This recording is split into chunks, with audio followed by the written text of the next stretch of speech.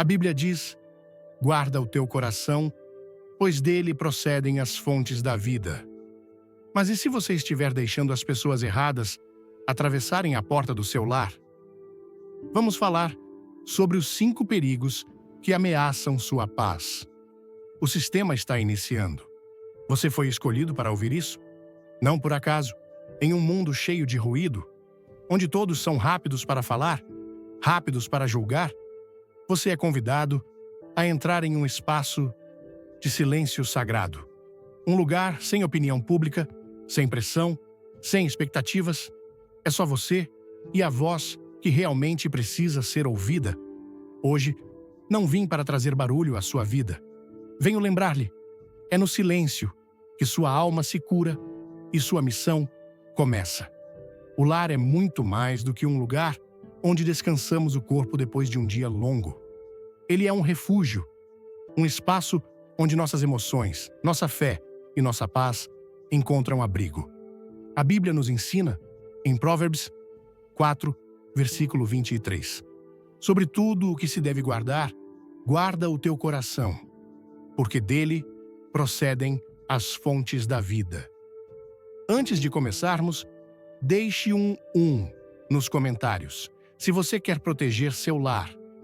Curta, inscreva-se e não perca o final surpreendente deste vídeo. Esse versículo não fala apenas de sentimentos, mas de algo mais profundo. Nossa essência espiritual, nossas escolhas e o que permitimos que nos influencie. Pense por um instante. Quem entra na sua casa, quem atravessa a porta do seu lar e, com isso, ganha acesso ao seu mundo interior? Não é uma questão trivial. Vivemos em um tempo em que as pressões do mundo nos empurram a abrir as portas sem pensar. Mas a palavra de Deus nos chama a ser vigilantes. Hoje, começaremos uma jornada para entender 5 tipos de pessoas que não deveriam pisar no nosso espaço sagrado. Não por capricho, mas porque a presença delas pode abalar a paz que Deus quer para nós. Vamos explorar isso juntos, refletindo sobre como proteger o que realmente importa. Nos dias atuais, é fácil perder de vista a importância de cuidar do nosso entorno espiritual. A correria do trabalho, as redes sociais, as conversas casuais, tudo isso nos distrai. Quantas vezes você já deixou alguém entrar na sua casa sem considerar o impacto que essa pessoa poderia ter? Talvez fosse um amigo de longa data, um colega de trabalho ou até um parente. A princípio, parece inofensivo. Afinal, é só uma visita, uma conversa rápida. Mas a Bíblia nos alerta que as influências que acolhemos têm poder. Em Gálatas 5, versículo 9, Paulo escreve: um pouco de fermento leveda toda a massa. Uma pequena influência pode crescer e transformar tudo ao seu redor, para o bem ou para o mal. Nosso lar não é apenas um endereço físico. É o lugar onde nossa espiritualidade ganha forma, onde nossas crianças aprendem valores, onde buscamos força para enfrentar o mundo lá fora. Se não tomarmos cuidado com quem convidamos, corremos o risco de permitir que sementes de confusão sejam plantadas bem debaixo do nosso teto. Imagine uma casa à beira de um rio calmo. A água reflete o céu e o silêncio traz paz. Agora, pense em alguém jogando pedras nesse rio. Uma pedra pequena já cria ondas, mas muitas pedras, uma após a outra, transformam a calma em agitação. Assim, são as pessoas que trazem influências negativas para dentro do nosso lar. Elas podem não parecer perigosas à primeira vista, mas com o tempo, suas palavras, suas atitudes e seus valores começam a mudar a atmosfera. Por isso, antes de abrir a porta, precisamos perguntar: essa pessoa está trazendo algo que edifica ou algo que destrói? Deus nos deu o lar como um presente, um lugar para ouvir sua voz e viver sua vontade. Quando negligenciamos essa responsabilidade, abrimos espaço para o caos, mesmo sem perceber. Gostou da mensagem? Comente amém, dê um like e se inscreva. Fique até o fim. Tem uma revelação especial esperando por você. Hoje, vamos começar falando de um tipo específico de pessoa que representa um risco real. Aquela que promove o pecado sem arrependimento. Prepare-se, porque essa reflexão pode mudar a maneira como você vê as relações ao seu redor. Quando falamos de alguém que promove o pecado sem arrependimento, não estamos apontando o dedo para quem luta contra falhas e busca se corrigir. Todos nós pecamos. Como diz Romanos 3, versículo 23. Porque todos pecaram e destituídos estão da glória de Deus. A diferença está na postura. Há pessoas que caem, reconhecem o erro e procuram a graça de Deus para se levantar. Mas há outras que não apenas caem, como escolhem viver no chão, orgulhosas da queda. Elas não se arrependem, não buscam mudança. Pelo contrário, defendem o pecado como se fosse uma virtude, um estilo de vida aceitável. Essas são as que a Bíblia nos alerta para evitar.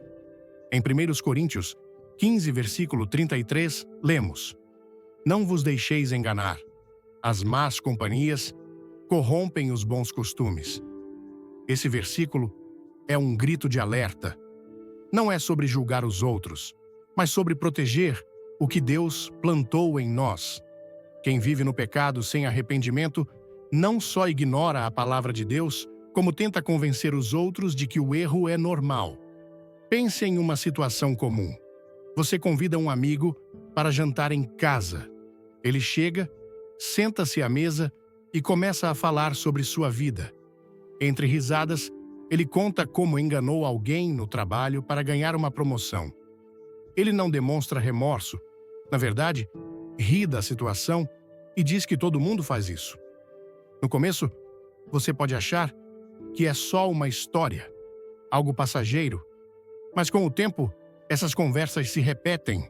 Ele fala de traições como se fossem aventuras, de mentiras, como estratégias inteligentes. Aos poucos, você começa a se perguntar: será que estou sendo rígido demais? Será que o certo e o errado são tão relativos assim? Esse é o perigo. A presença constante de alguém que normaliza o pecado pode fazer você baixar a guarda. O que antes era claro, a verdade de Deus, começa a parecer nebuloso. E o lar, que deveria ser um lugar de luz, fica cheio de sombras. Para ilustrar, imagine a história de Lucas, um jovem pai de família. Lucas tinha uma fé sólida e fazia questão de orar com sua esposa e filhos todas as noites. Um dia, ele reencontrou um velho amigo de escola, Marcos, e o convidou para visitar sua casa. Marcos era divertido, carismático, mas tinha um jeito peculiar de ver a vida. Ele contava histórias sobre festas regadas a excessos, sobre como aproveitava a vida sem se preocupar com regras. No início, Lucas ria e mudava de assunto, mas Marcos voltava sempre, trazendo suas ideias. Um dia, ele disse a Lucas: Você leva essa coisa de igreja muito a sério. Relaxe um pouco. Viva o momento. Aos poucos, Lucas começou a faltar aos cultos, a justificar pequenas mentiras no trabalho. Sua esposa notou a mudança, mas ele dizia que era só uma fase. O que começou como uma visita casual virou uma influência que abalou a fé de uma família inteira. Quer transformar sua casa num refúgio de paz? Comente 5, inscreva-se no canal e assista até o final para uma surpresa incrível. Marcos não era um vilão declarado.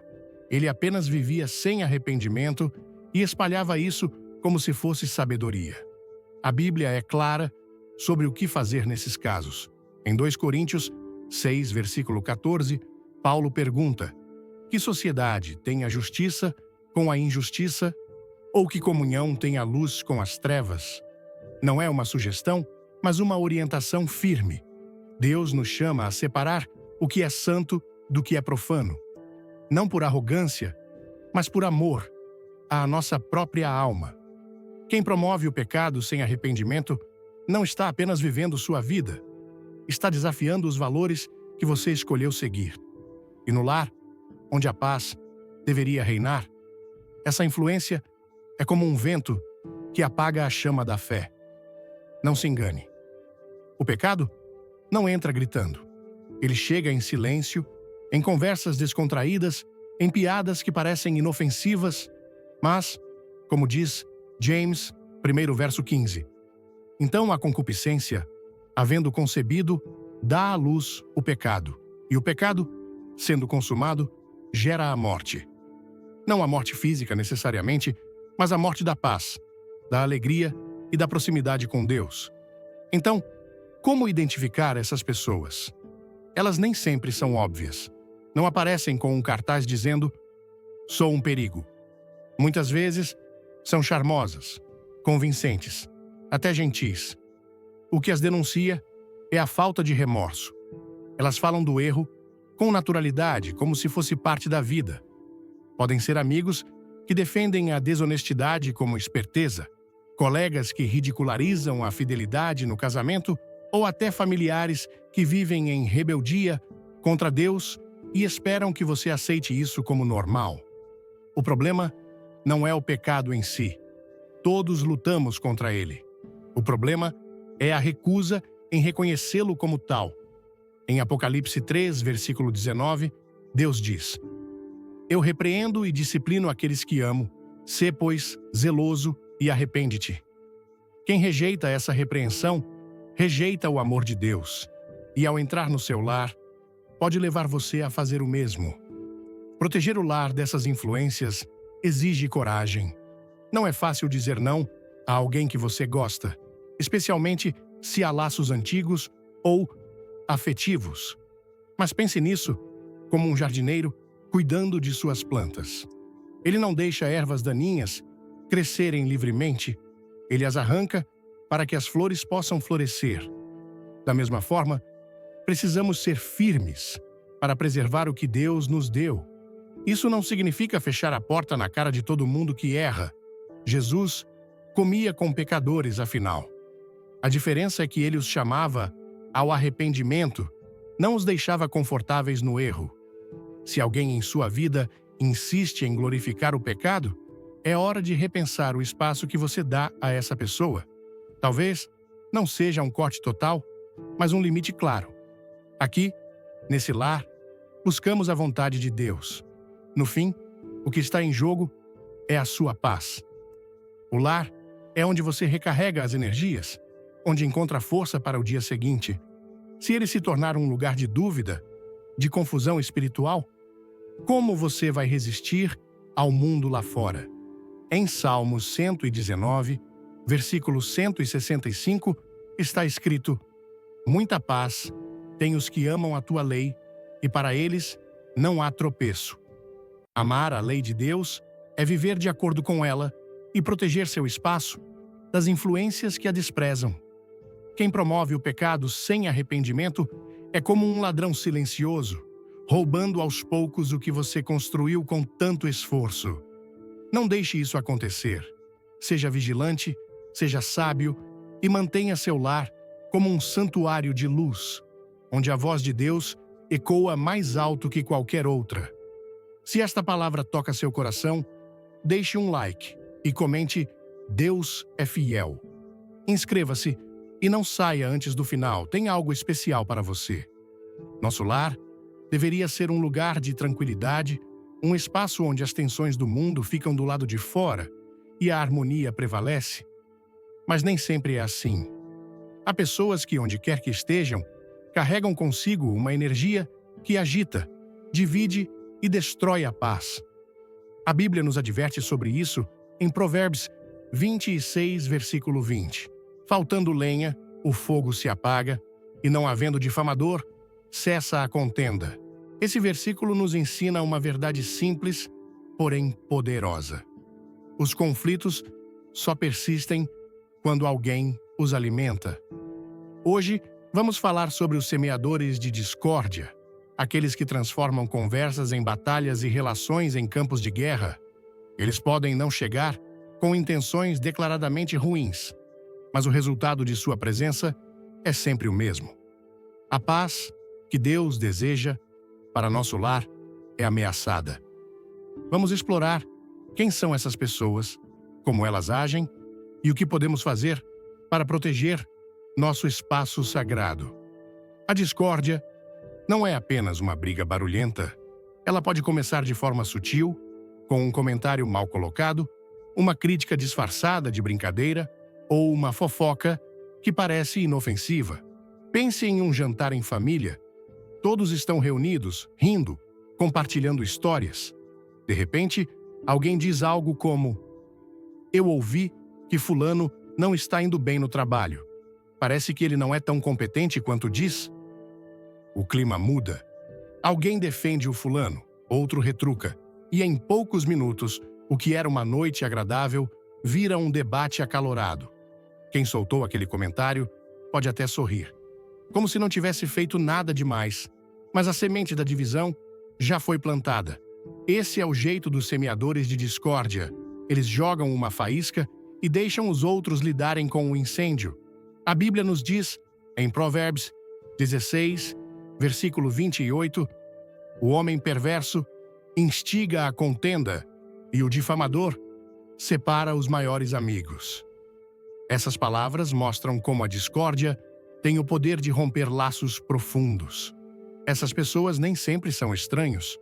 Às vezes, estão mais perto do que gostaríamos. Um parente que adora apontar defeitos, um amigo que vive criando rivalidades, um vizinho que transforma qualquer conversa em competição. Elas têm um talento especial para encontrar brechas, para tocar em assuntos delicados que sabem que vão gerar atrito. Pode ser uma crítica ao modo como você educa seus filhos, uma insinuação sobre as escolhas de outra pessoa, ou até uma comparação velada que deixa todo mundo desconfortável. O resultado? O lar, que deveria ser um refúgio, vira um lugar de tensão. Em Efésios 4, versículo 3, Paulo nos exorta: procurando guardar a unidade do Espírito pelo vínculo da paz. Isso não é um pedido casual. É uma missão. A paz no lar é uma responsabilidade espiritual e os semeadores de discórdia são uma ameaça direta a essa missão. Para entender melhor, pense na história de Ana, uma mãe que sempre sonhou com uma família unida. Ela e o marido, Pedro, tinham 3 filhos e faziam questão de manter a casa como um lugar de amor e apoio. Um dia, a irmã de Pedro, Carla, começou a visitar mais vezes.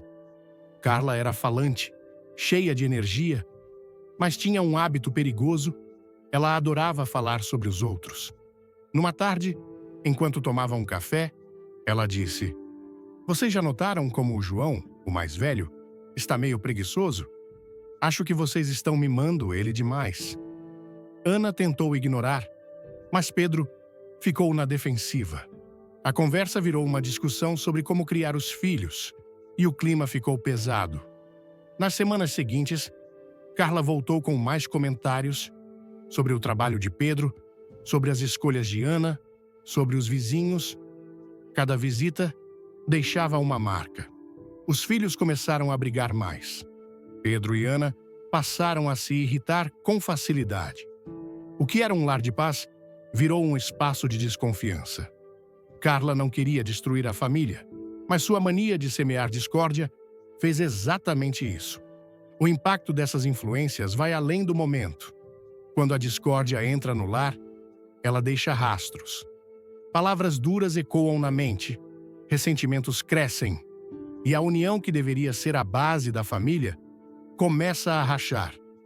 Em Romanos 12, versículo 18, a Bíblia nos orienta: "Se possível, quanto depender de vós, tende paz com todos os homens." Esse "se possível" reconhece que nem sempre conseguimos evitar o conflito lá fora, mas, no nosso lar, onde temos controle, a paz deve ser prioridade. Os semeadores de discórdia roubam essa possibilidade. Eles transformam o que deveria ser um lugar de descanso em um campo de batalha emocional. E o pior, muitas vezes, nem percebem o estrago que causam. Para eles, é só uma opinião, uma observação qualquer. Mas como diz Provérbios 15, versículo 1, a resposta branda desvia o furor, mas a palavra dura suscita a ira. Quem vive provocando não traz brandura, traz dureza. Identificar essas pessoas exige atenção. Elas não chegam anunciando que vieram para criar problemas. Pelo contrário, muitas vezes parecem preocupadas, como se estivessem ajudando. Eu só disse isso porque me preocupo com você, dizem, enquanto o veneno das suas palavras já está se espalhando. Outras vezes, elas se escondem atrás do humor. Calma, foi só uma brincadeira. Mas brincadeiras que ferem, que dividem, não têm lugar num lar que busca a vontade de Deus.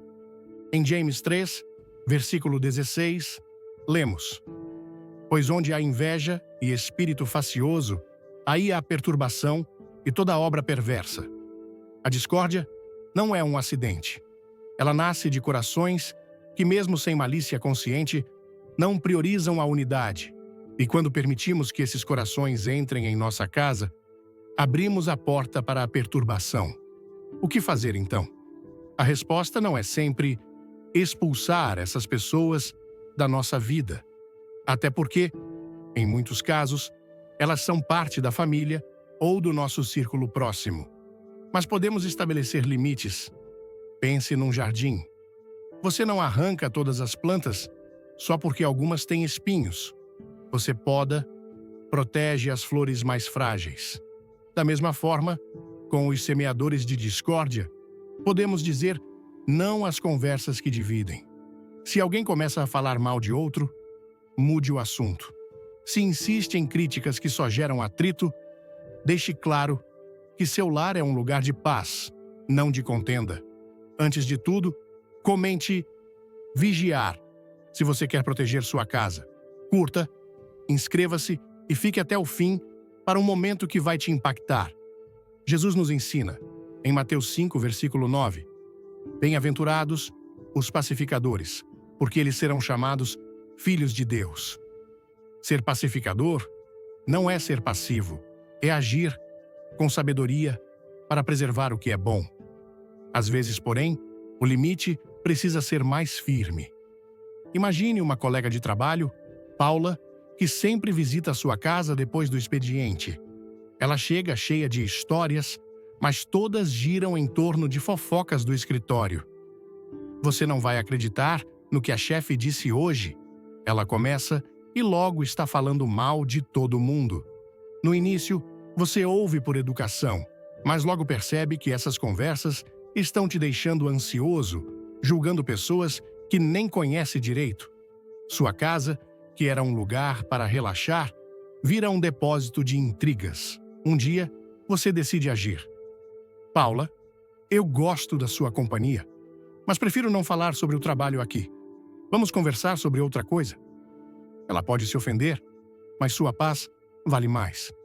Em Colossenses 3, versículo 15, Paulo escreve: E a paz de Cristo seja o árbitro em vossos corações. Deixe a paz decidir quem fica e quem vai. Proteger o lar da discórdia não é só sobre evitar brigas, é sobre cultivar um ambiente onde o Espírito de Deus possa fluir livremente. Quando há contenda, o amor esfria, as orações se tornam difíceis e a presença divina é abafada pelo barulho das palavras humanas. Em Filipenses 4, versículo 7, a promessa é clara: E a paz de Deus, que excede todo o entendimento, guardará os vossos corações e os vossos pensamentos em Cristo Jesus. Mas essa paz não vem sozinha. Ela exige que façamos nossa parte, escolhendo com cuidado quem entra no nosso espaço. Os semeadores de discórdia são como nuvens que escondem o sol. Não destroem a luz, mas a tornam menos visível. Cabe a nós dissipar essas nuvens. E se a discórdia já estiver instalada, talvez você perceba que seu lar já está tomado por tensões, que as vozes que dividem já ecoam há tempos. Não é tarde para mudar. Comece buscando a Deus em oração, pedindo sabedoria para restaurar a harmonia. Depois, identifique as fontes do problema. Pode ser um hábito seu de reagir com raiva ou a presença constante de alguém que alimenta conflitos. Em Provérbios 17, versículo 14, a Bíblia diz: "O princípio da contenda é como o soltar das águas. Deixa, pois, a contenda antes que sejas envolvido. Pare o ciclo antes que ele cresça, converse com sua família, estabeleça regras de respeito mútuo e, se necessário, afaste-se temporariamente de quem não quer a paz." Vivemos numa era em que o valor de uma pessoa, muitas vezes, é medido pelo que ela possui: carros brilhantes, casas espaçosas, roupas de marca. Tudo isso parece gritar que a felicidade está nas coisas que podemos tocar. Mas, no fundo, sabemos que há algo errado nessa lógica. A Bíblia nos confronta com uma verdade direta em Mateus 6, versículo 24. Ninguém pode servir a dois senhores, porque ou há de odiar um e amar o outro, ou se dedicará a um e desprezará o outro. Não podeis servir a Deus e às riquezas. Esse versículo não deixa margem para dúvidas. O materialismo é um rival silencioso da nossa fé. Quando alguém preso a essa mentalidade entra no nosso lar, traz consigo uma visão que desvaloriza o eterno em favor do temporário. Hoje, vamos mergulhar nesse perigo, entender como ele se infiltra e aprender a manter nosso foco no que realmente importa. O materialismo não é apenas o desejo de ter coisas, é uma forma de enxergar a vida. Ele nos diz que o sucesso se mede em números: o saldo da conta bancária, o tamanho da televisão, a quantidade de curtidas nas redes sociais. Basta abrir o celular para sermos bombardeados com propagandas prometendo que o próximo gadget ou a próxima viagem vai nos completar. E no meio disso, há pessoas que compram essa ideia e a vivem com paixão. Elas entram na nossa casa. Ao ouvir a mensagem poderosa sobre as 5 pessoas que devemos manter longe de nossa casa, sinto meu coração pulsar com uma mistura de gratidão e urgência. Essa reflexão, inspirada na Palavra de Deus, não é apenas um sermão. É um chamado à vigilância espiritual que ressoa profundamente com a alma brasileira, tão conectada à fé, à família e à busca por harmonia. Vivemos em um mundo acelerado, onde as pressões do dia a dia, as redes sociais e as influências externas tentam invadir nosso espaço sagrado, nosso lar. Mas a Bíblia nos ensina, em Provérbios 4:23, que devemos guardar nosso coração acima de tudo, pois dele procedem as fontes da vida. Esse versículo me fez parar e pensar: quem estou permitindo que entre na minha casa? Que tipo de sementes estão sendo plantadas no meu refúgio? A primeira lição que carrego é a importância de proteger o lar como um santuário. No Brasil, a casa é mais do que 4 paredes. É o lugar onde rimos com nossos filhos, oramos com nossa família e encontramos forças para enfrentar o mundo. Quando o sermão fala sobre pessoas que promovem o pecado sem arrependimento, como descrito em 1 Coríntios 15:33. Não vos deixeis enganar. As más companhias corrompem os bons costumes. Sinto um alerta claro. Já convidei amigos ou conhecidos que, sem má intenção, trouxeram ideias que desafiavam meus valores cristãos.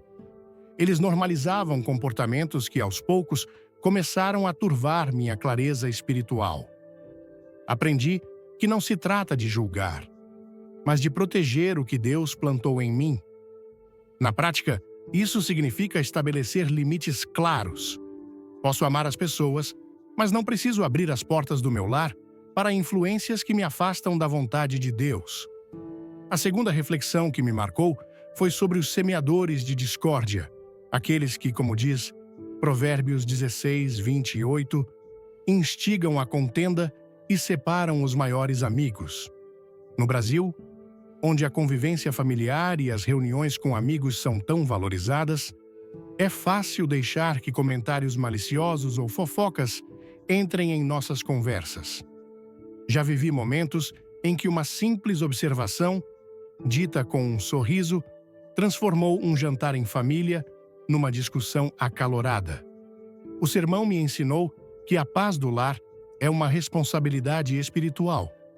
Aplicando isso à vida, decidi ser mais atento às conversas que permito em casa.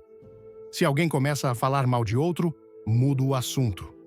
Se a crítica insiste, digo com gentileza: aqui, buscamos construir, não dividir. Essa postura não é sobre excluir pessoas, mas sobre cultivar um ambiente onde o Espírito de Deus possa fluir livremente. O terceiro ponto que tocou meu coração foi o perigo do materialismo, tão presente em nossa cultura moderna. Em Mateus 6:24, Jesus nos adverte: ninguém pode servir a dois senhores. No Brasil, onde somos bombardeados por propagandas que prometem felicidade em bens materiais, é fácil cair na armadilha de medir o sucesso pelo que possuímos. Já me peguei comparando minha vida com a de outros, sentindo que precisava de mais para ser alguém. Mas o sermão me lembrou que o verdadeiro tesouro está no que é eterno: a fé, a família, a paz com Deus. Na prática, isso me levou a reavaliar minhas prioridades. Em vez de correr atrás de coisas, quero investir tempo em oração, em momentos com meus filhos e em fortalecer minha fé. Quando alguém entra em minha casa falando apenas de conquistas materiais, agora sei redirecionar a conversa para o que realmente importa. Outra lição poderosa é a necessidade de coragem para dizer não. No Brasil, onde a hospitalidade é um valor tão forte, pode parecer rude limitar o acesso de alguém ao nosso lar. Mas o sermão me mostrou que proteger meu espaço sagrado é um ato de amor. Por mim, pela minha família e por Deus. Em Efésios 4:3, somos chamados a guardar a unidade do Espírito pelo vínculo da paz. Isso exige sabedoria para identificar quem traz confusão ou valores contrários à palavra de Deus. Já precisei estabelecer limites com um parente que, embora querido, sempre trazia discórdia com comentários críticos. Não foi fácil, mas aprendi que posso amar à distância, mantendo minha casa como um lugar de luz. Por fim, a mensagem me inspirou a transformar meu lar num reflexo da vontade de Deus. No Brasil, onde a fé é tão vibrante, somos chamados a viver o Evangelho em cada detalhe da vida. O sermão me desafiou a orar mais pela minha casa, a ensinar meus filhos sobre os valores cristãos e a ser um exemplo de vigilância espiritual. Em Salmos 119, 165, lemos: muita paz tem os que amam a tua lei, e para eles não há tropeço. Essa promessa me motiva a fazer escolhas conscientes, desde as pessoas que convido até as conversas que permito. Aplicar essas lições significa viver com intencionalidade, sabendo que meu lar é um presente divino, um lugar onde a voz de Deus deve ecoar mais alto que qualquer outra. Essa jornada de reflexão sobre as 5 pessoas a manter longe de nossa casa é apenas o começo. Que tal levar essa mensagem adiante? Se essa palavra tocou seu coração, deixe um like agora mesmo e compartilhe este vídeo com alguém que precisa ouvir isso. Inscreva-se no canal, ative o sininho e comente amém ou vigiar para mostrar que você está comprometido em proteger seu lar. Não saia antes do fim, porque temos uma surpresa especial que vai te inspirar ainda mais. Vamos juntos fazer do nosso lar um santuário de paz e fé. Que Deus abençoe sua casa.